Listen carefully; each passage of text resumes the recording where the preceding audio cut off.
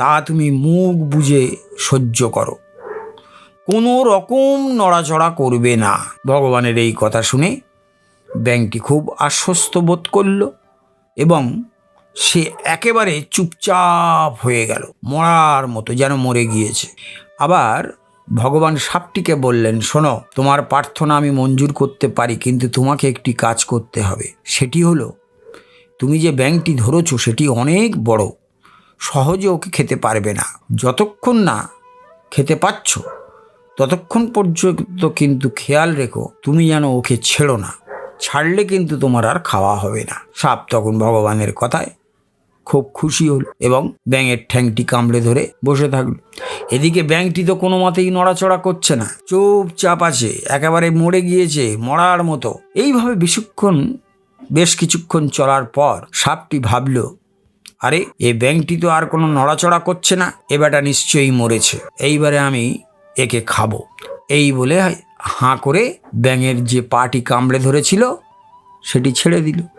যেই না সাপ ব্যাঙের পাটি ছেড়েছে, অমনি ব্যাঙটি কি করলো, ওই আঘাতপ্রাপ্ত পা দিয়ে সজোরে সাপের মুখে কষিয়ে একটা লাথি মেরে একেবারে এক লাফে পগার পার অনেক দূরে চলে গেল। এইভাবে সাপটির হাত থেকে ব্যাঙটি রক্ষা পেল, কিন্তু ব্যাঙটি ভগবানের কথা শুনেছিল, তাই সে বিপদ থেকে মুক্ত হলো। আর সাপটি কিন্তু ভগবানের কথা শেষ পর্যন্ত শোনেনি। ভগবান বলেছিলেন যে দেখো, কোনো অবস্থাতেই ব্যাঙের পাটিকে তুমি ছাড়বে না, কিন্তু সাপটির নির্বুদ্ধিতা এলো, বুদ্ধিহীন হয়ে পড়ল। সে ভাবলো ব্যাঙটি মরে গিয়েছে। যেই না সে ব্যাঙের পাটি ছেড়ে দিয়েছে, অমনি ব্যাঙ পালিয়ে গেল। তাই সাপকে না খেয়ে থাকতে হলো।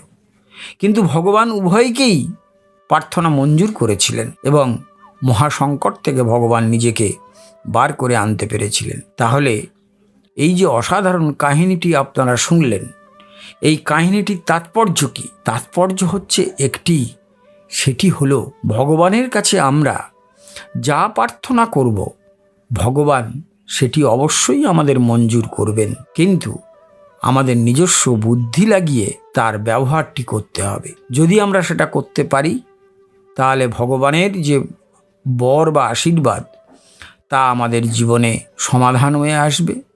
আর যদি আমরা ভগবানে বিশ্বাস না রেখে তার কথা শুনে না চলি, তাহলে আমাদের সমস্যার সমাধান কখনোই হবে না। আশা করি আজকের এই পৌরাণিক গল্পটি বা কাহিনীটি আপনাদের খুব ভালো লেগেছে।